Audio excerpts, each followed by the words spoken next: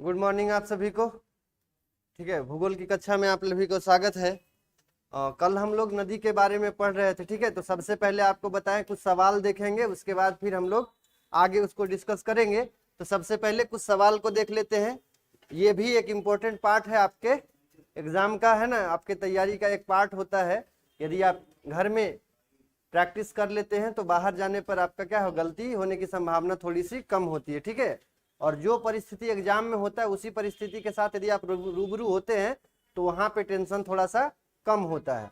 इसीलिए बोला जाता है ना कि जिस काम को करने के लिए जा रहे हैं उस कैरेक्टर को अपने ऊपर क्या करना होता है, लाना पड़ता है। ठीक है ना, देखिएगा प्रचार में भी दिखता है। माधुरी दीक्षित को सब जानते हैं कि क्या है, एक्ट्रेस है, लेकिन जब वो ओरल बी का प्रचार करने के लिए आती है तो डॉक्टर के भेष में आती है। ठीक है ना, तो सबसे पहले बोला जाता है कि वो भेष धारण करना पड़ेगा जिस काम के लिए आप करना चाहते हैं, जिस काम के लिए आप बने हैं। जैसे जब महात्मा गांधी आए थे लंदन से पढ़ के, यहाँ पे लोगों से मिलने गए थे, तो उनको एक सलाह दिया गया था उनके गुरु के द्वारा कि देखिए आप जो सूट बूट में जा रहे हैं आपसे कोई कनेक्ट नहीं होगा। तो जहां आप कनेक्ट करने के लिए जा रहे हैं, जैसे लोग को उस भेष में यदि आप रहते हैं, उस वेशभूषा में रहेगा तो ज्यादा कनेक्ट होगा। उसके बाद वो देखे धोती धारण कर लेते हैं। ठीक है, इसके अलावा सबसे बड़ा कनेक्शन या संपर्क करने का माध्यम क्या होता है, भाषा होता है। जिस क्षेत्र में आप रह रहे हैं उस क्षेत्र का यदि भाषा होता है, लोग आपसे कनेक्ट जल्दी हो पाते हैं ना, और वो जानते हैं कि इनके साथ हम मेरा जो फीलिंग है हम अपने आप को शेयर कर सकते हैं। तो देखते हैं सवाल, और ये सवाल जो है आपका लैटिट्यूड और लॉन्गिट्यूड से संबंधित है। अक्षांश और देशांतर हम आपको पढ़ा चुके हैं, और अक्षांश और देशांतर से संबंधित कुछ सवाल पूछेंगे। यदि हो गया तो ठीक है, और नहीं हो गया तो जाके रिवीजन करिएगा। ठीक है, प्रैक्टिस करिएगा। देखिए सबसे पहला सवाल बड़ा कर दें, इससे ज्यादा बड़ा नहीं कर सकते, इससे ज्यादा बड़ा करेंगे तो कटेगा। देख रहे हैं कट रहा है, नन ऑफ दीज। हाँ तो क्या करें, हाँ ये ठीक है ना। चलिए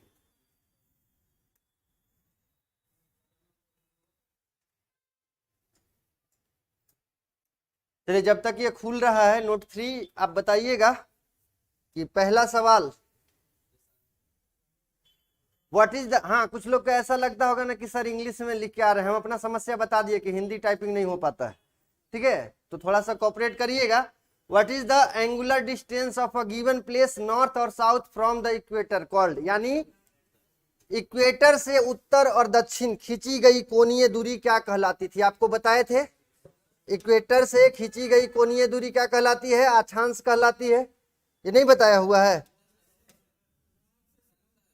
हाँ क्या बोला जा रहा है, देशांतर हो जाएगा। कैसे भाई, नॉर्थ टू साउथ बोला जा रहा है, ये बोला जा रहा है। देखिए देशांतर बोल रही, कह नहीं चल रहा है।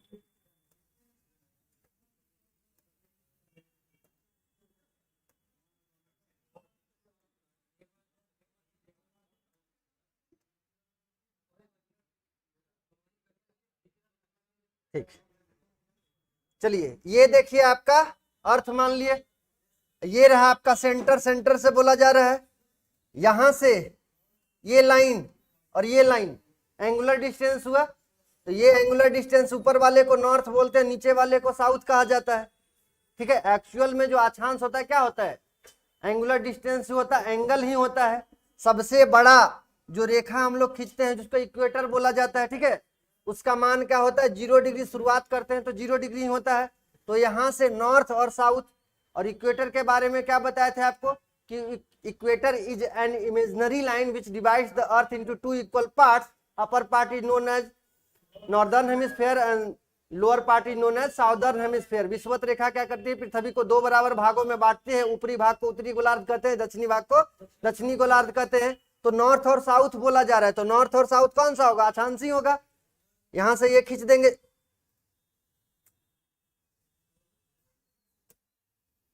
यहां से और यहां से ये खींचेंगे तो अक्षांशी बनेगा ना। तो कौन सा आंसर हो जाएगा यहाँ पे बताइएगा, आंसर क्या सही होगा, लैटिट्यूड। ठीक है, लैटिट्यूड से एंगुलर डिस्टेंस। अच्छा हिंदी इंग्लिश भी कर दिया, मास्टर नहीं आ रहा है तो ऐसे ही कर दोगे, हिंदी इंग्लिश कर दिया है। ये देखिए पूरे पृथ्वी को हम लोग क्या मानते हैं कि ये गोला है।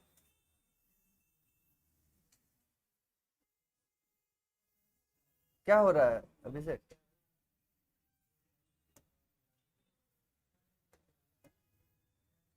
पेन में कुछ गड़बड़ी है क्या? स्टेनलेस दीजिए ना। ये देखिए पूरा गोल है, ठीक है। अब पृथ्वी गोल है और घूम भी रही है, ठीक है। तो जब घूम रही है तो कोई भी प्लेस को दिखाना होगा, कैसे कर पाइएगा? अभी यहाँ पे कुछ समय के बाद कुछ और चला गया, कहीं और चला जाएगा, तो कैसे पता करिएगा? एग्जैक्ट पोजीशन हमको पता करना है, तो इसके लिए रेफरेंस लाइन ड्रॉ किया गया, ठीक है। एक तो हॉरिजॉन्टल और एक तो वर्टिकल। जो हॉरिजॉन्टल वाला है उसको अक्षांश कहते हैं, ठीक है। लैटिट्यूड्स बोलते हैं, लेटा हुआ। और लॉन्गिट्यूड्स, लंबा जो है उसको क्या कहते हैं? वर्टिकल जो है उसको लॉन्गिट्यूड कहा गया। तो ये लाइन खींचा गया, सामान्य तौर पे हम आपको बता रहे हैं।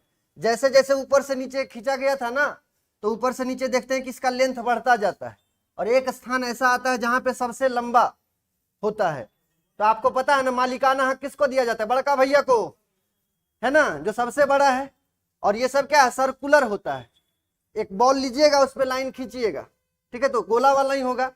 तो बोला जाता है कि विषुवत रेखा से जो आप खींच रहे हैं 1-1 डिग्री का एंगल, इस प्रकार से, तो एंगुलर डिस्टेंस इसको कहा जाता है, ठीक है। कोणीय दूरी, कोण बन रहा है ना, एंगल बन रहा है, तो इसी को बोला जाता है एंगुलर डिस्टेंस, ठीक है। तो angular distance from equator north और साउथ इज कॉल्ड लैटिट्यूड्स। फिर हमको अक्षांश देशांतर पढ़वा रहे हैं, ठीक है। हम पीछे नहीं जाने वाले हैं, हम पहले ही कह के आए हैं कि हम पीछे नहीं जाने वाले हैं। या तो एनसीईआरटी जब पढ़िएगा तो बोला जाता है, वहां पे लिखा हुआ है all the parallel lines from equator up to poles are called latitudes. पढ़े हैं ना? हाँ, तो नहीं मिला ना, तो बड़ा लेवल पे जाने पर एंगुलर डिस्टेंस मिलेगा। 6 क्लास में समानांतर रेखाएं, खड़ी लाइन और पड़ी लाइन, ये याद रखिएगा। तो यहाँ पे आंसर क्या हो जाएगा? लैटिट्यूड्स हो जाएगा। सी वाला आंसर सही है, ठीक है, सी वाला आंसर सही है। चलिए नेक्स्ट हम लोग चलते हैं। दूसरा नंबर बताइएगा, which of the following is the tropic of Cancer? पूछ रहा है ट्रॉपिक ऑफ कैंसर, निम्नलिखित में से ट्रॉपिक ऑफ कैंसर क्या है? अब बताइए। देखिए, a type of blood related disease, मतलब बीमारी उमारी तो नहीं है ना।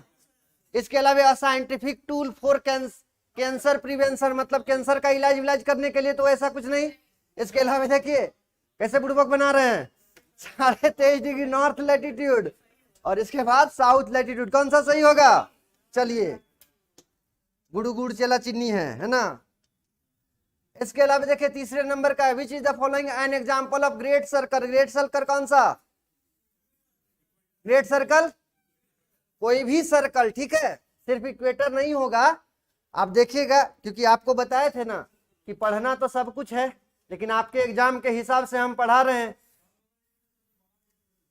हाँ, बोला जाता है कि कोई भी सर्कल जो पृथ्वी के सेंटर से होकर गुजरता है उसको ग्रेट सर्कल बोलते हैं।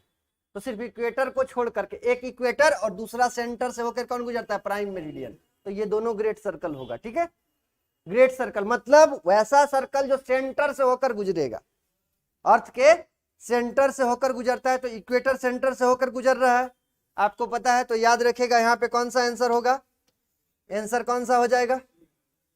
ट्रॉपिक, इक्वेटर, ठीक है, ये इक्वेटर याद रखिएगा। चौथा number, what is the nature of diameter of the lines of latitudes as we move towards the pole? क्या होता है? मतलब ये बोल रहा है कि इसका जो लेंथ है, इसकी जो लंबाई है, सर्कल का आकार है, वो विषुवत रेखा से ऊपर जाने पर क्या होता है? आपको बताए थे all latitudes are in circle but they are not equal, the circle becomes smaller towards the poles. यानी विषुवत रेखा से ध्रुवों की ओर जाने पर सर्कल का आकार क्या होता है? छोटा होता है, ठीक है, कम होता है। तो देखिए क्या बोल रहा है, it remains constant, it decreases, घटता है, इट ग्रोज, और फर्स्ट डिक्रीजेज देन इंक्रीजेज। कौन सा? हाँ, इट डिक्रीजेज, घटता है, ठीक है। Circle becomes smaller towards the pole, तो विषुवत रेखा से ध्रुवों की ओर जाएंगे, सर्कल छोटा होता जाता है, ठीक है। ये रहा आपका। पांचवा नंबर पे आते हैं, which of the following is equal to the distance of 1 degree latitude on the ground? कितना होगा? क्या पूछ रहा है? हाँ, ऑनलाइन वाला थोड़ा सा दिक्कत, उसमें भी संटू कुमार होंगे है ना, उनको बहुत ज्यादा टेंशन होता है, सबका भार लेके बैठे हुए हैं, उनको थोड़ा सा होता है। ये बोला जा रहा है कि लैटिट्यूड्स के बीच, बोला है कुछ? हाँ, अच्छा ठीक है।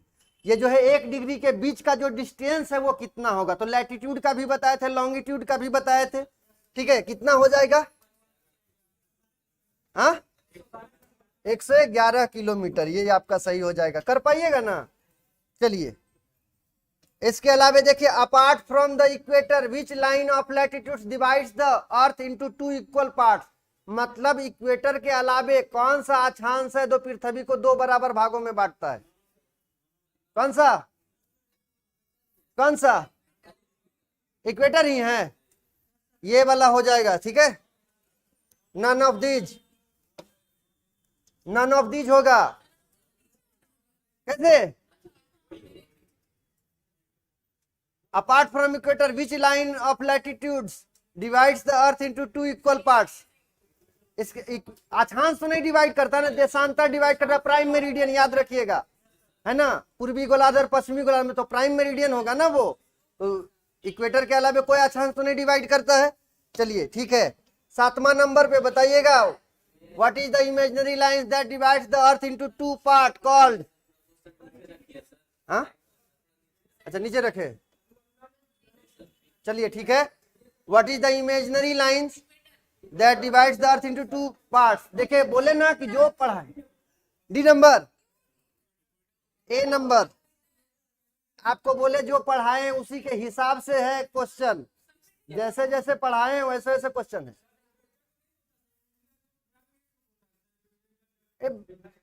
देखना क्या बोल रहा है, क्वेश्चन समझिए। What is the imaginary line that divides the earth into 2 equal parts? कौन सा लाइन है, कौन सा सर्कल है जो पृथ्वी को 2 बराबर भागों में बांटता है? Equator, equator divides the earth into 2 equal parts.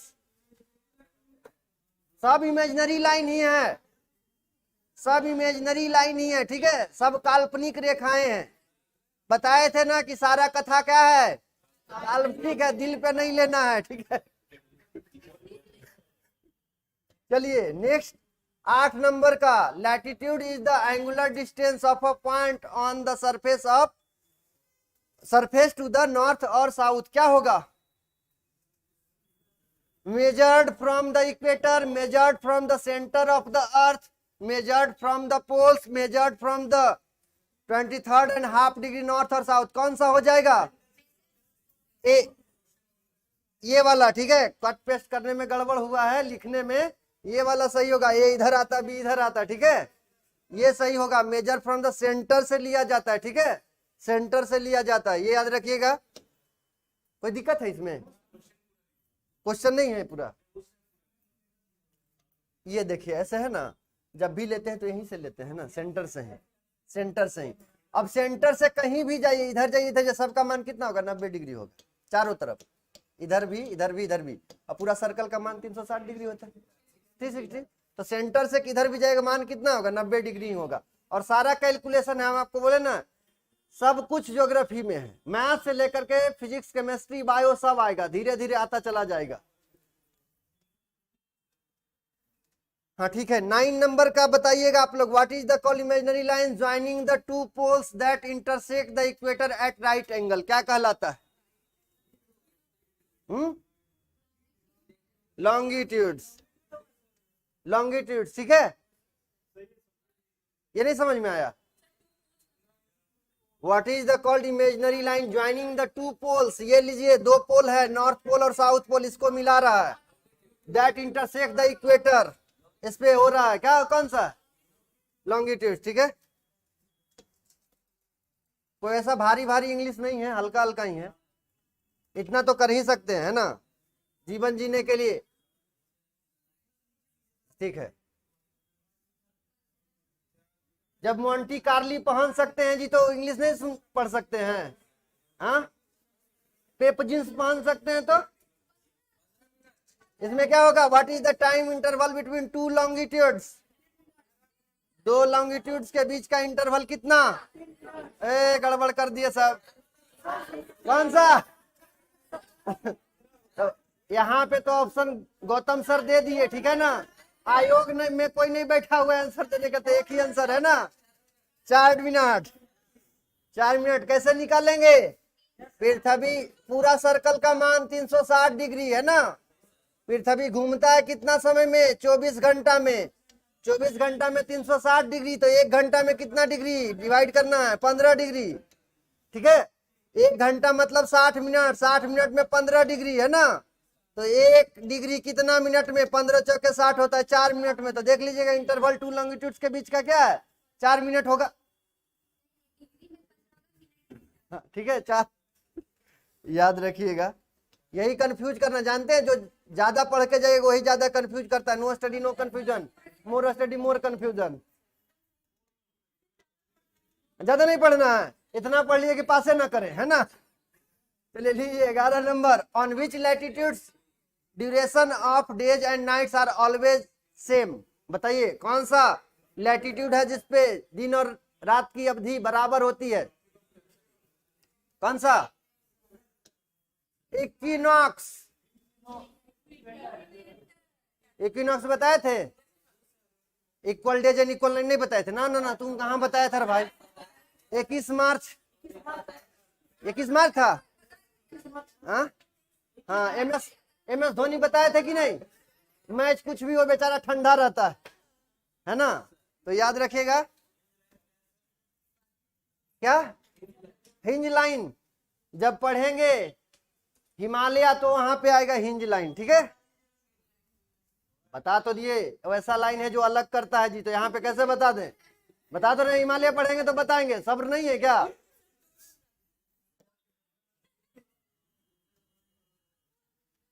ये देखिए, the highest temperature recorded on the earth कहां पे? हाँ, ये सही होगा। अरे इक्वेटर पे वाटर बॉडी भी ज्यादा होता है इक्वेटर पे, ठीक है। इवेपोरेशन बहुत ज्यादा होता है, सबसे ज्यादा 20 डिग्री नॉर्थ लैटिट्यूड पे होता है, ठीक है। बहुत कुछ फैक्टर बताए ना कि ज्योग्राफी में बहुत कुछ क्या है, एक ही चीज को लेकर नहीं बैठना है, ठीक है। बहुत सारा एस्पेक्ट देखने को मिलता है, बहुत सारा एस्पेक्ट देखने को मिलता है। तो देखिएगा, और आपके पास जियो सेवा भी है, देख सकते हैं। 20 डिग्री नॉर्थ लैटिट्यूड। ये देखिए कौन सा है? 13 number. What is the total number of latitudes? Total number of latitudes कितना है बताइएगा। ये तो सबका दिमाग, मेंटोस खाइए, दिमाग की बत्ती जलाइए, ये वाला सबके पास होगा, देख लीजिएगा। कोई सही नहीं बताएंगे। कितना? 180। 360 होगा। 360 होगा। हाँ हाँ कर रहे हैं, उनको खुद पता नहीं होगा कि कैसे होगा। कैसे होगा बताइए?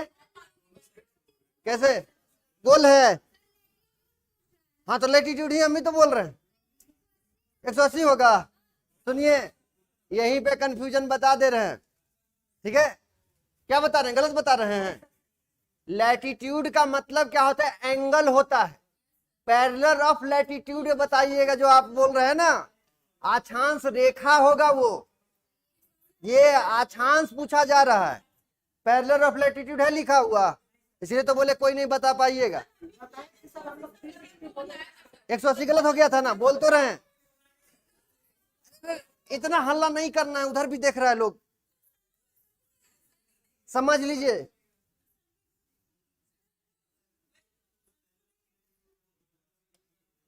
ये भाई लीजिए, ये है सर्कल। नहीं, पीछे फिर उधर से आएगा कमेंट।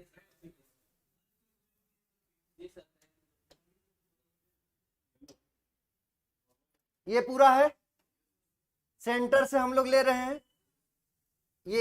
ये तो इक्वेटर मान लिया जाए, यहीं से बेस लाइन है, ठीक है।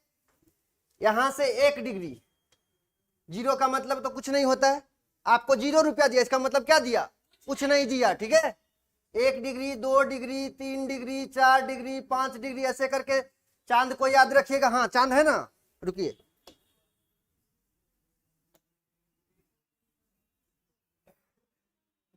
मैथ्स वाला कहाँ है?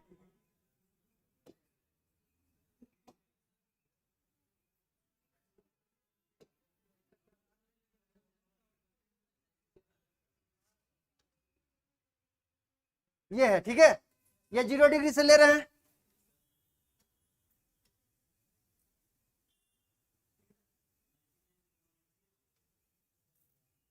वन एटी तक आया। एक एक नहीं समझ में आ रहा है, यहां से एक एक डिग्री ले रहे हैं, इधर 180 आएगा। हाँ, और दूसरा चांद और इधर लगेगी तो इधर भी 180 आएगा जी। तो ये एंगल एक वो कितना आ रहा है, पूरा मिला के 360 हो रहा है ना, तो एंगल ही तो है। अब अक्षांश रेखा का जब बात करते हैं तो यही जो एंगल बन रहा है ना, इसको हटाते हैं,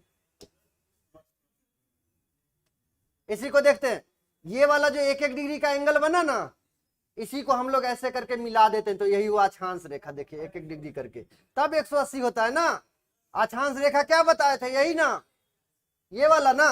तो बहुत सारा बताए ना, बहुत सारा गोलमाल है पृथ्वी में, बहुत सारा गोलमाल है, याद रखिएगा। तो कितना अक्षांश होगा, 360 होगा। अक्षांशों की संख्या 360, लेकिन अक्षांश रेखाओं की संख्या कितना, 181। 181। अब बोले ये कहां से लेके आ गया, बता दे रहे हैं। 90 डिग्री ऊपर और 90 डिग्री नीचे, 0 भी तो लाइन है भाई, बड़का भैया को कहां छोड़ देंगे। 181 होगा, तो पैरेलल ऑफ लैटिट्यूड 181, और अक्षांशों की संख्या कितनी, 360। चलिए हो गया काम मेरा, ये समझ में आया। चलिए ये बताइएगा, ये तो हो चुका है, ये बताइएगा कौन सा फॉल्स है। चलिए 16 भी छोड़ देते हैं, ट्रू फॉल्स छोड़ देते हैं। चलिए 20 number, the tropic of Capricorn और 23.5 degree south latitude circle passes through which of the following, कहां से होके गुजर रहा है बता दीजिएगा। चलिए याद रखिएगा, ठीक है। कौन सा महादेश है जहां से तीनों गुजरती है, कौन सा, अफ्रीका ऐसा महादेश है जहां से तीनों लाइन गुजरता है, ठीक है। कर्क रेखा, विषुवत रेखा और मकर रेखा। तो ये रहा आपका 20 नंबर।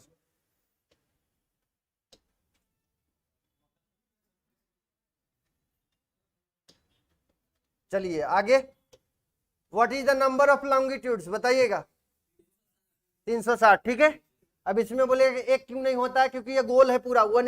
180 का मतलब एक ही लाइन है, 180 का दो लाइन नहीं है। 180 का मतलब ईस्ट और वेस्ट नहीं होता है, 180 का मतलब 180 डिग्री होता है सिर्फ, ठीक है, बता चुके हैं आपको। चलिए ये देखिएगा 22 number, what are the imaginary lines parallel to the equator call. Equator के पैरेलल जो लाइन है वो क्या कहलाता है, all the parallel lines from equator up to poles are known as latitudes. इसमें कौन सा कंफ्यूजन था जी, लैटिट्यूड लाइंस, ठीक है, ये रहा लैटिट्यूड्स। ये बताइएगा, what is the line joining the earth north pole and south pole, कौन सा लाइन है जो नॉर्थ पोल और साउथ पोल को जोड़ता है, कौन सा, हाँ, लॉन्गिट्यूड्स लाइन, ठीक है, ये सही है। चलिए 24 नंबर बताइएगा, through which places does the prime meridian pass. Prime meridian प्रधान मध्याह्न रेखा कहां से, ग्रीनविच, हाँ ये वाला, ठीक है। 5 नंबर बताइएगा, सॉरी 25 नंबर ना, हाँ 25 नंबर बताइएगा, Greenwich line means 0 degree latitude की लॉन्गिट्यूड, ये है, हाँ। 26 नंबर,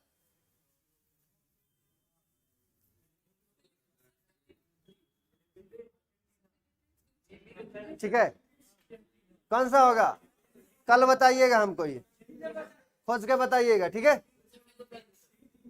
डी, ठीक है, बताइएगा कल। अफ्रीका से तो गुजरता है जी। चलिए 27 का बताइएगा, how many longitudes does the earth rotate in 1 hour, 1 घंटा में कितना, 15 डिग्री, हाँ 15 डिग्री। चलिए 28 number, the latitudes of the south pole is 90।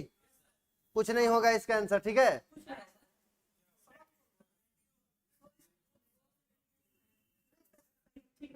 कुछ नहीं होगा, ठीक है।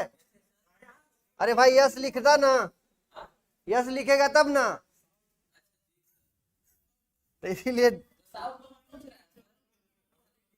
अच्छा 80 डिग्री बताना है, तो ठीक है, होगा ना। हाँ चलिए, साउथ पोल पूछ रहा है, तो साउथ पोल पूछ रहा है ना, लेकिन यस साउथ लिखा कहाँ है? साउथ तो पूछा जा रहा है, हम ये नहीं बोल रहे। यहाँ पे देखे क्या है, साउथ बताएगा ना, 90 नॉर्थ भी तो हो सकता है। हाँ ठीक है, समझ में आ रहे तो मार दीजिएगा, करीब जो है वही सही होगा, ये तो बताए हैं आपको।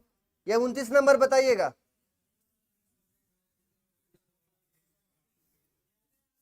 कौन सा सही होगा? यही सब कंफ्यूज करता है।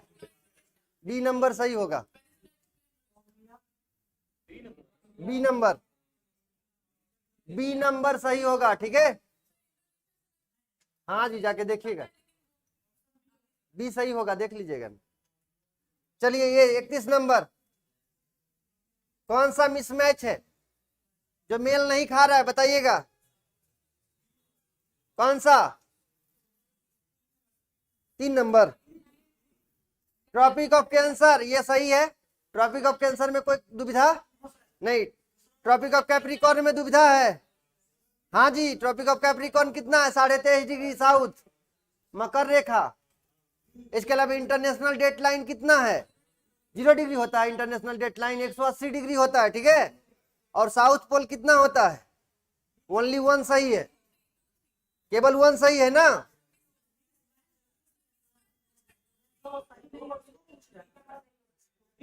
बी नंबर, चलिए मिसमैच कर रहा है, ठीक है, याद रखिएगा। नेक्स्ट है आपका 33 number, longitudinal distance is equator equal to the time interval of 1 hour. 15 चौका 60 नहीं लगाना है, 15 डिग्री घूमता है 1 घंटा में, ये यहाँ पे आ रहा है, ठीक है। पूछा जा रहा है 1 आवर घूमने में कितना टाइम?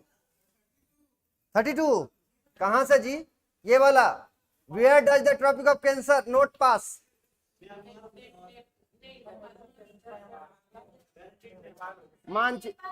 मानचित्र का अध्ययन कीजिएगा, ठीक है, नेपाल नहीं होगा। चलिए ठीक है।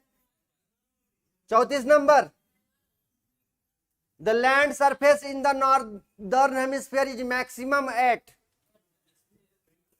मैक्सिमम सबसे ज्यादा कहां पे लैंड वाला पोर्शन, बताइएगा।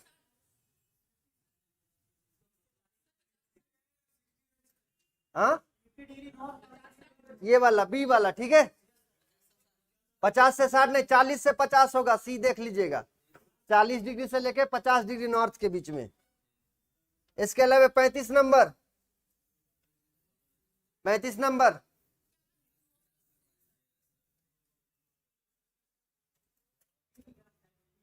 which of the following statement are true about the latitude and longitude line on the map? Both are parallel lines, both intersect each other perpendicular, meet at both at poles. कौन? चलिए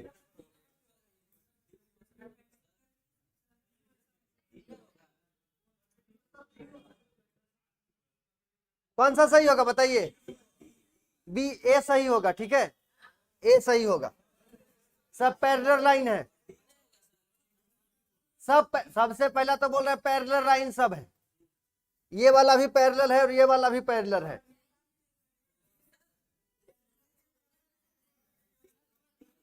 वो नहीं है। Meet at equator, सभी equator पे meet करता है। हाँ बताइएगा।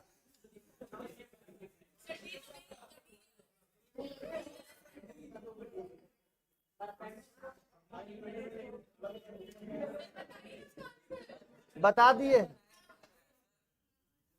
हाँ ठीक है। Where days and nights are equal, कहां पे होता है? दिन और रात बराबर, इक्वेटर पे। चलिए 37 नंबर, हाँ बताइएगा। Which of the following cities is closest to equator? Equator से सबसे नजदीक कौन सा? सिंगापुर, सिंगापुर, सिंगापुर है, ठीक है। सवाल पूछा हुआ है, बताइएगा। Consider the following countries, Australia, Namibia, Brazil, Chile, throughout which the above does not Tropic of Capricorn passes. कहां से कैप्रिकॉर्न पास नहीं करता है? ठीक है, ऑस्ट्रेलिया। मैथजीत का अध्ययन करिएगा ये सब भाई, इसे हम यही बता रहे हैं कि आप एक बार नहीं चल रहा है पता, डी नहीं पता चल रहा है।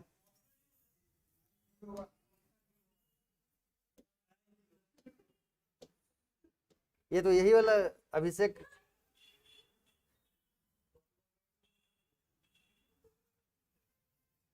ऑस्ट्रेलिया से गुजर रहा है जी ट्रॉपिक ऑफ कैप्रिकॉर्न। देखिए तो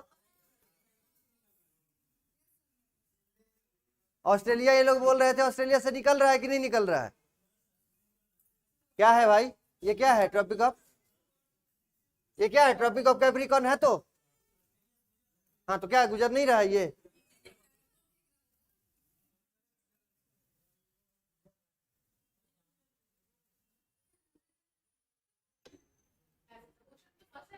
फंस जाएंगे, इसलिए तो बोल रहे हैं कि मानचित्र का स्टडी करिएगा।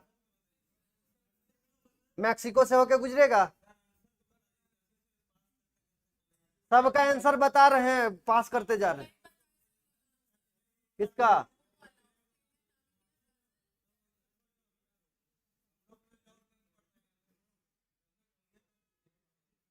मानचित्र का स्टडी करने तो बोल रहे हैं, तो कर लीजिएगा ना, उसके बाद कल हमको बता दीजिएगा, ठीक है?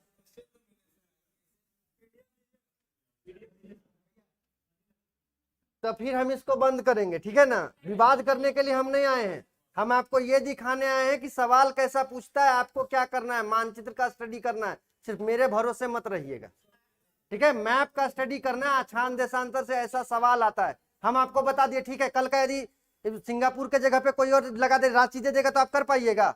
जो बता रहे हैं वो समझिए, ठीक है ना? हम पे गुस्सा करने से कुछ नहीं होने वाला।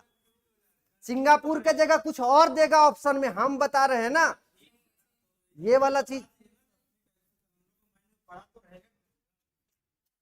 अच्छा ठीक है,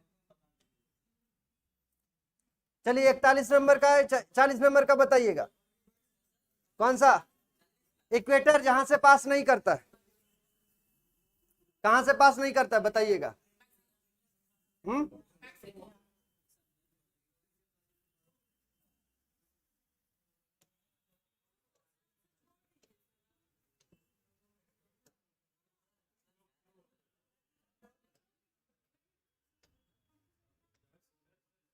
हम्म,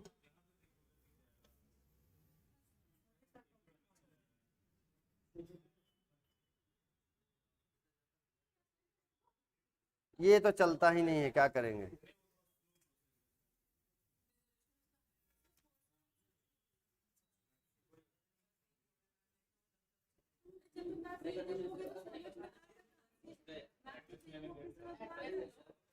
एटलस का स्टडी करिएगा, ठीक है? चलिए हम लोग टॉपिक में चलते हैं, ठीक है? चलिए नदी हम लोग पढ़ते हैं।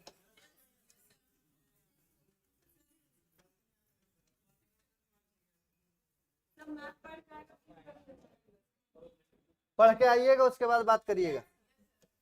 रिवर, और 3 को याद रखना है, ठीक है? बता दे रहे हैं कौन सा, कर्क रेखा वाला कहाँ कहाँ से होकर गुजर रहा है। मकर रेखा याद करके रखिएगा, यहाँ से कौन कौन सा गुजर रहा है लिख लीजिएगा एकदम, और यदि रहेगा एटलस तो लाल पीला हरा कर दीजिएगा, ठीक है? उसके बाद कौन सा, विषुवत रेखा वाला। अच्छा नहीं, कर का मतलब क्या, ये कैंसर होता है, कैंसर, ठीक है? और ये मकर का मतलब कैप्रिकॉर्न होता है, कैप्रिकॉर्न, ठीक है? और विषुवत का मतलब इक्वेटर होता है, इक्वेटर। भारत के कितने राज्यों से, भारत वाला बता दे रहे हैं, भारत के कितने राज्यों से होकर गुजरता है? भारत 8। हाँ, याद रखने के लिए मित्र पर गमछा झरा, याद है ना?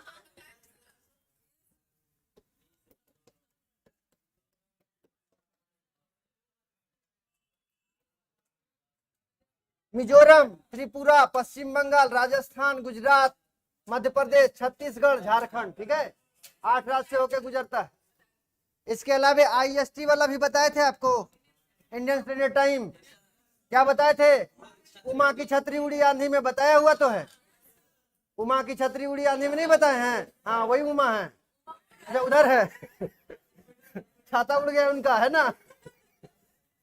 कितना स्टेट से होकर आईएसटी गुजरता है? 5 स्टेट से, ठीक है, याद रखिएगा। इसके अलावे क्या सवाल पूछता है? सवाल आपसे पूछ दिया जाता है कि बताइए कि भारत का क्षेत्रफल के अनुसार कौन सा स्थान आता है? भारत का कौन सा स्थान है? 7वां। इससे आगे का बता दीजिए। 5वां पर कौन सा है? दूसरा पे कौन सा है? यहां से 5-7 सवाल बनता है, ठीक है। कौन सा? रुक, याबे अबे, याबे अबे नहीं है, ठीक है। चाइना को धमकाना है, याद रखने के लिए क्या करना है? चाइना को धमकाना है, ठीक है। हाँ, उड़ा देना है नहीं, धमकाना है। रुक चीन, देख लीजिए, रुक चीन अब आया भारत, ठीक है। रूस से रसिया, क से कनाडा, च से चाइना, तीसरा नंबर पे 1 2 3, अ से अमेरिका, चौथा नंबर पे अमेरिका, ब से ब्राजील, 5वां नंबर पे आला रे आला, ऑस्ट्रेलिया आला, ठीक है, ऑस्ट्रेलिया 6 नंबर पे, 7वां पे हम है, ठीक है। तो ये है, तो रुक चीन अब आया भारत, याद रखिएगा क्षेत्रफल के अनुसार, ठीक है। जनसंख्या के अनुसार तो पता ही होगा, है ना, जनसंख्या के अनुसार। दूसरा, हाँ, चाइना पहला है, दूसरा हम लोग, हाँ हाँ, पहला आने का कोशिश कर रहे हैं, दिन रात मेहनत कर रहे हैं ना। चलिए आगे, नदी, हम लोग चलते हैं नदी की ओर, ठीक है। नदी में सारा कुछ बता चुके थे, क्या बताना है आपको? आपको बताए थे अपर्दन, अपर्दनात्मक और निक्षेपात्मक स्थल रूप बनता है, ठीक है। ये सवाल रहेगा तो लिख लीजिएगा, अपर्दनात्मक, अपर्दनात्मक स्थल रूप, इरोजनल लैंडफॉर्म्स और डिपोजिशनल लैंडफॉर्म्स, ठीक है। निक्षेपात्मक स्थल रूप, निक्षेपात्मक स्थल रूप, डिपोजिशनल लैंडफॉर्म्स, ठीक है, डिपोजिशनल लैंडफॉर्म्स। ये सवाल रहेगा, आपको 4 ऑप्शन रहेगा, निम्नलिखित में से कौन सा अपर्दनात्मक है या कौन सा निक्षेपात्मक है, ये सवाल रहेगा, ठीक है। तो इसमें हम लोग बता देते हैं क्या क्या रहेगा। सबसे पहला, नदी के द्वारा जब स्पीड ज्यादा होता है, ठीक है, पर्वत से नीचे उतरे, पर्वत से ही, किसी भी नदी का ओरिजिन कहाँ पे? या तो पठार होगा या तो पर्वत होगा, ठीक है। अपर्दनात्मक का erosion, erosional, erosional landforms, landforms, erosional landforms. 1 number में याद रखिएगा क्या बनता है? सबसे पहले अपर्दन वाला देखते हैं। सबसे पहले बन जाता है आपका वी आकार की घाटी, वी आकार की घाटी, वी शेप्ड वैली, ठीक है। इसी के अलावा गॉर्ज भी होगा, गॉर्ज, कैनियन भी होगा। गॉर्ज कैनियन जब पर्वत को काट करके नीचे गिरती है, ठीक है, तो उसको गॉर्ज या कैनियन भी कहा जाता है। कैनियन का ही नाम है आई आकार की घाटी, आई आकार की घाटी, हाँ, आई शेप्ड वैली, आई आकार की घाटी, ठीक है। गॉर्ज, गॉर्ज, खड बोलते हैं हिंदी में, गॉर्ज को खड। सिंधु नदी गॉर्ज का निर्माण करती है। इसके अलावा ब्रह्मपुत्रा नदी दिहांग दिवांग के पास जब भारत में प्रवेश करती है। दामोदर नदी भी बनाती है, कहाँ पे? तो रजरप्पा का नाम सुने हैं? रजरप्पा माता भी है ना। कौन से नदी के किनारे है रजरप्पा? भेड़ा नदी के किनारे, ठीक है।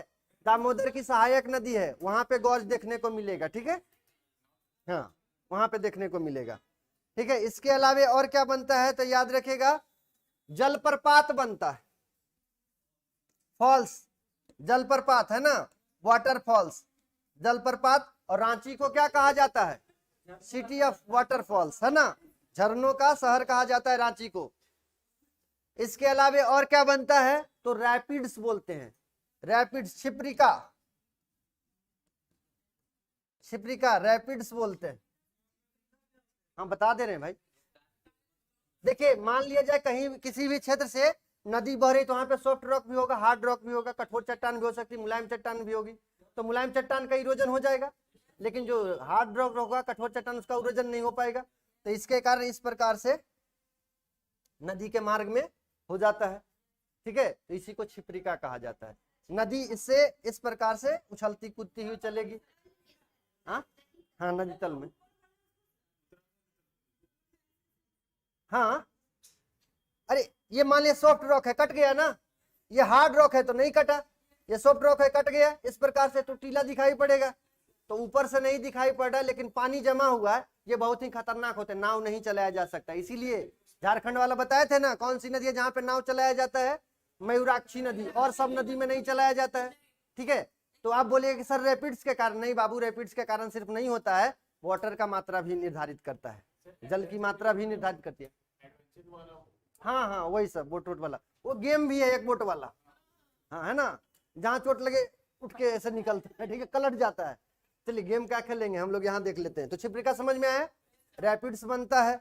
इसके अलावा और क्या यहाँ पे याद रखिएगा, जलप्रपात वगैरह आपको पढ़ा दिए हैं, जाम्बेजी नदी के द्वारा सबसे बड़ा बनाया गया है, ये सब याद रखिएगा, ठीक है। नियाग्रा वाटरफॉल्स कहाँ है बता ही दिए हैं आप लोग को, तो वहां से भी सवाल रहेगा। इसके अलावा देखिएगा, आपसे पूछेगा कि भारत का सबसे ऊंचा जलप्रपात कौन सा है? कौन सा है सबसे ऊंचा? हाँ, शरावती नदी पे है, ठीक है। जो गरसोप्पा, इसी का नाम महात्मा गांधी है, ठीक है, याद रखिएगा। कावेरी की सहायक नदी शरावती नदी पे, तो देखिएगा ऑप्शन में कावेरी रहेगा तो ठीक है, कावेरी भी दे देगा और शरावती भी देगा, कौन सा सही होगा? शरावती। हाँ, शरावती नदी है कावेरी की सहायक नदी, तो दोनों ऑप्शन में यदि दे देगा, कावेरी भी दे देगा और शरावती भी देगा, कौन सा सही होगा? आपको बोले ना, जो नियरेस्ट होगा वही सही होगा, जो नियरेस्ट होगा, क्लोज जो होगा वही सही होगा। चलिए, इसके अलावा झारखंड वाला देख लेते हैं। हुंडू जलप्रपात कौन सा नदी पे? स्वर्ण रेखा, ठीक है। जोन्हा का दूसरा नाम, अपन नाम बुलवा लेते हैं ना, हाँ, गौतम धारा उसका नाम है ना। इसके अलावा कौन सी नदी पे है? गंगा एवं राढ़ू नदी बोला जाता है, ठीक है, राढ़ू नदी याद रखिएगा, है ना, राढ़ू नदी पे है। घूमने गए कि नहीं? नहीं गए, अच्छा। तो आशा मत रखिए कि पतंजलि आपको लेके जाने वाला है, ठीक है ना, कुछ नहीं। पेरुआ घाट हम गए, हम कैसे बोलेंगे नहीं करने वाले, बहुत कुछ होता है, ठीक है ना। हाँ चलिए, इसके अलावा याद रखिएगा दसम घाट, दसम फॉल कांची नदी के किनारे, है ना, कांची नदी के किनारे। इसके अलावा बताइएगा, धुआंधार जलप्रपात नर्मदा नदी पे है, ठीक है, धुआंधार जलप्रपात जब्बलपुर, याद रखिएगा, धुआंधार जलप्रपात। इसके अलावा बताइएगा पूर्वा जलप्रपात कहाँ पे? कई बार सवाल पूछा है, पूर्वा जलप्रपात टोंस नदी पे है, ठीक है, टोंस नदी, यमुना की सहायक नदी टोंस है, टोंस नदी है, इस पे क्या है? पूर्वा जलप्रपात। इसके अलावा केवटी जलप्रपात कहाँ पे है? केवटी कई बार पूछा हुआ है, केवटी जलप्रपात महानदी पे है, ठीक है, केवटी जलप्रपात महानदी पे है। तो ये आप याद रखेगा, यहां से आपका सवाल रहता है। इसके अलावा झारखंड से और सवाल पूछेगा, खैर ये तो सर का है, संजय सर का टॉपिक है, लेकिन क्या करें, है ना, जब पहुंच गए तो पूछेगा। सबसे ऊंचा जलप्रपात बूढ़ा घाघ जलप्रपात कहते हैं ना, बूढ़ा घाघ जलप्रपात, याद रखिएगा। चलिए, अब हम लोग चलते हैं जलगर्तिका तथा अवनव कुंड का बात करते हैं। तीसरा नंबर क्या होता है? उसको बोलते हैं जलगर्तिका। जलगर्तिका, अरे इंग्लिश भी बता देंगे, हिंदी वाला भावनात्मक होता है, भावना से जुड़ा रहता है, पहले हिंदी का ख्याल रखिए, ठीक है ना। इसको बोलते हैं पोर्ट होल्स, पोर्ट होल्स, जलगर्तिका का नाम है पोर्ट होल्स। और हिंदी होता है, एक और आता है अवनव कुंड, अवनव कुंड, अवनव कुंड का इंग्लिश होता है पलंग पुल, पलंग पुल, ठीक है, हाँ, PLOUNG H, पलंग पुल, POOL। अब पलंग पुल, ठीक है, अवनव कुंड और जलगर्तिका बता देते हैं। देखिए, जो वाटर है, जल है, नदी का जो जल है उसके साथ छोटा छोटा कण भी चलता है, छोटा छोटा कण भी चलता है, बालू का कण होता है, देखते हैं ना, जब आप उसको रख देते हैं तो नीचे बैठ जाता है, तो जो उसके साथ लटक के चलता है उसको सस्पेंशन बोलते हैं, सस्पेंशन में रहता है, सस्पेंशन उसको बोला जाता है, ठीक है, सस्पेंशन है। और इसके साथ बड़ा बड़ा भी पाया जाता है, बड़ा बड़ा कण भी रहेगा, और वो हो सकता है नुकीला होगा, तो वो क्या कैसा करता है, बर्मा मशीन के जैसा काम करता है। बर्मा मशीन देखिएगा दरवाजा में छेद करने के लिए लेके आता है कारपेंटर लोग, ठीक है, ड्रिल वाला समझिए, ड्रिल मशीन, ड्रिल मशीन के जैसा काम करता है। तो ये जो घूम रहा है गोला गोला, इस प्रकार से है, ये घूमते घूमते घूमते जाएगा, और कहीं पे हार्ड रॉक सॉफ्ट रॉक मिलेगा उसको काटता हुआ चलेगा, तो इसके कारण क्या है, होल्स का निर्माण होता है। तो पॉट समझिए यानी बर्तन है, उसमें होल हो गया, क्या बोल रहे हैं, पोर्ट होल्स। जल के द्वारा बना है तो जल गर्तिका कह रहे हैं। अब इसी का आकार यदि बड़ा हो जाएगा, इसका आकार यदि बड़ा हो जाएगा, इस प्रकार से, इस प्रकार के जैसा, कटोरा के जैसा हो जाएगा आकार, ठीक है, तो इसी को बोलते हैं अवनव कुंड, कुंड शब्द यूज किया जाता है, ठीक है, पलंग पुल।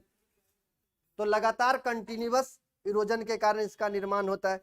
इसके अलावे आगे हम लोग देखते हैं मियांडर, मियांडर, अब इसको मिटाते, निक्षेप बाद में करेंगे, है ना, पहले यहाँ पे ये तो देख लें। और कौन सा होगा, तो मियांडर याद रखिएगा, मियांडर,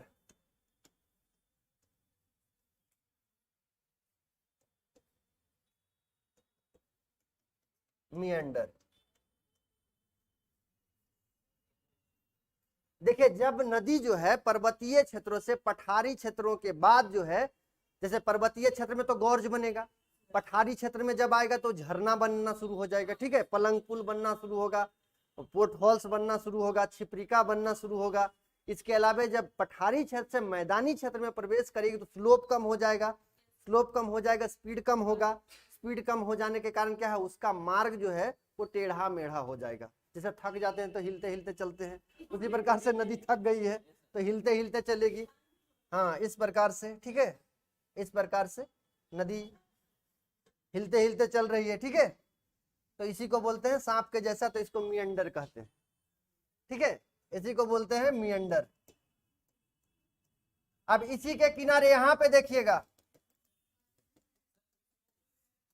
अरे ये वाला जी, ये सांप के जैसा इसका नदी, अब सब कुछ बना है हाँ, और ये देखिए, ठीक है, यहाँ पे सेडिमेंट का जमाव हो जाता है, क्योंकि यह नेचर के द्वारा बना है, बांध का निर्माण होता है, तो इसको बोलते हैं नेचुरल लेवीज, ठीक है, प्राकृतिक तटबंध, प्राकृतिक तटबंध, प्राकृतिक तटबंध नेचुरल लेवीज कहा जाता है, ठीक है, नेचुरल लेवीज एक साथ जुड़ा हुआ है, जोड़ के ही पढ़िएगा। क्या है, यहाँ पे जो बांध बन रहा है, ठीक है, नदी के दोनों किनारे पे बांध होगा ना, तो उसको बोलते हैं नेचुरल लेवीज, सेडिमेंट जमा हो जाता है इसके कारण। कभी कभी क्या होगा कि किसी भी कारण से अचानक से आएगा, बांध तोड़ करके बाहर निकल जाएगा तो बाढ़ आ जाएगा, ठीक है, तो बोला जाता है कि जब नदी टेढ़े मेढ़े मार्ग से होकर गुजरती है तो जो टेढ़ा मेढ़ा मार्ग है उसी को मियांडर कहते हैं। अचानक से कभी ऐसा भी देखा जाता है किसी भी कारण से, या तो जहां से नदी बह रही है वो लैंड का एवोल्यूशन हो जाए, ठीक है, ऊंचा उठ जाए, जैसे का स्लोप फिर मिल गया उसको तो स्पीड बढ़ जाएगा, या तो किसी भी कारण से अचानक से ज्यादा बारिश हो जाए, ठीक है, क्लाउड ब्रस्ट हो जाए तो क्या होगा, पानी का मात्रा बढ़ जाएगा, तो जो टेढ़ा मेढ़ा हो रहा है और जूस पी लिए, एनर्जी आ गया, फिर से एकदम 4 घंटा पढ़ाना शुरू करेंगे, ठीक है, तो उसी प्रकार से बोला जाता है कि अचानक से जब रेजिबिलेशन हो जाता है इसका, या फिर अचानक से इसमें जल की मात्रा बढ़ जाएगी तो यही मार्ग सीधा हो जाएगा, और ये जब सीधा हो जाएगा तो ये देखिए इधर भी छूटा और इधर भी छूटा, और ये और क्या है, मार्ग सीधा हो जाएगा तो गोखुर के जैसा झील दिखाई पड़ेगा, उसी का नाम ओक्सबो लेक बोलते हैं। हाँ साइड साइड से ये वाला देखते गाय के खुर के जैसा दिखाई पड़ रहा है ना, ये भी गाय के खुर के जैसा दिखाई पड़ेगा तो उसको बोलते हैं गोखुर झील, ठीक है। तो क्या क्या आ जाएगा यहाँ पे, मियांडर, नेचुरल लेवीज, डिपोजिशन के कारण होगा, यहीं पे कंफ्यूजन है, डिपोजिशन के कारण हो रहा है नेचुरल लेवीज। इसके अलावा याद रखिएगा आपका जो ये बन रहा है ऑक्सबो लेक, ये भी बन रहा है इसी के कारण, तो याद रखिएगा। समझ में आया इसमें कि नहीं, कि कोई कंफ्यूजन है? चलिए, हाँ 6 नंबर में आ रहा है, 6 नंबर में। अब नंबर क्या बोलेंगे? 7वें नंबर पे गोखुर झील होता है, ठीक है, गोखुर, ऑक्सबो लेक। इसी को और हिंदी में समझ लिए क्या क्या नाम रखेगा। छाड़न झील उसी को बोलते हैं, छोड़ दिया है, छाड़न झील, ठीक है, छाड़न झील इसी को बोला जाता है। इसी का और दूसरा, ये गोखुर झील को, ये वाला जो झील बन रहा है इसको छाड़न झील भी बोलते हैं। इसी का और एक नाम है परित्यक्त झील भी इसी को कहा जाता है। परित्याग कर दिए, परित्यक्त मतलब परित्याग कर दिए। हिस्ट्री वगैरह में गौतम बुद्ध परित्याग कर दिए घर को, है ना, 29 साल में छोड़ के चले गए। हाँ सिद्धार्थ, हाँ राहुल भी नाम था, याद रखिएगा, सिद्धार्थ नाम था, ठीक है उनका। हाँ हाँ याद रखिएगा, यहाँ पे हिस्ट्री में हम नहीं जा रहे हैं, याद रखना। परित्यक्त झील भी उसी को कहते हैं, छाड़न झील भी उसी को कहेगा, और गोखुर झील भी उसी का कहेगा। मिएंडर का दूसरा नाम नदी विसर्प होता है, हिंदी में यदि पूछेगा तो नदी विसर्प कहेगा, सांप के जैसा दिखाई पड़ता है इसीलिए उसको नदी विसर्प कहते हैं। आगे हम लोग देखते हैं, लास्ट जो स्टेज था, इरोजन का लास्ट स्टेज था, उसको क्या बताए थे आप, क्या बताए थे आप लोग को? पिन्नी प्लेन बताए थे, संप्राय मैदान बताए थे, ठीक है। तो अपर्दन के अंतिम अवस्था का सूचक है संप्राय मैदान, पिन्नी प्लेन। तो देख लीजिए ऑप्शन आपके पास अपर्दन वाले में क्या क्या होगा, एक बार फिर मिला लीजिएगा। सबसे पहले भी आकार की घाटी, वी शेप्ड वैली, ठीक है, गॉर्ज होगा, कैनियन होगा, या तो आई आकार की घाटी होगा, ठीक है, 1-2 करते रहिएगा। दूसरे नंबर पे जलप्रपात, या तो छिपरिका होगा, रैपिड्स जिसको बोलते हैं। इसके अलावा आइए पोर्ट हॉल्स होगा, या तो पलंग पुल होगा, इसके अलावा हाँ पलंग पुल, अभिनव कुंड, या तो मिएंडर होगा, ठीक है, मिएंडर होगा। इसके अलावा आपका प्राकृतिक तटबंध तो डिपोजिशन के कारण हो रहा है, याद रखिएगा, ठीक है। इसके अलावा ओक्सबो लेक होगा, इसी को क्या बोले थे, गोखुर झील, इसी को परित्यक्त झील, इसी को छाड़न झील, याद रखिएगा। और सबसे लास्ट में संप्राय मैदान होगा। हो गया इतना ही, संप्राय पिन्नी प्लेन, ठीक है, यही लैंडफॉर्म्स बनता है अपर्दन के कारण, तो ध्यान दीजिएगा, आपसे सवाल रहेगा। चलिए निक्षेपण वाला देख लेते हैं, डिपोजिशन,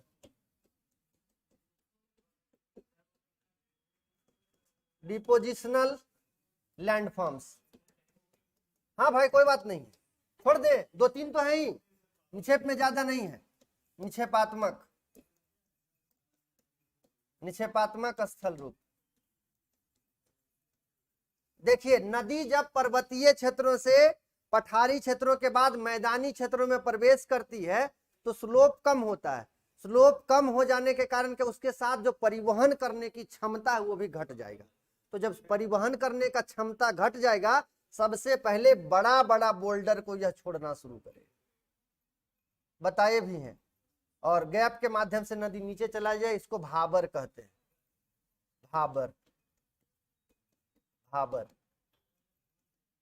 भाबर, भाबर, ठीक है।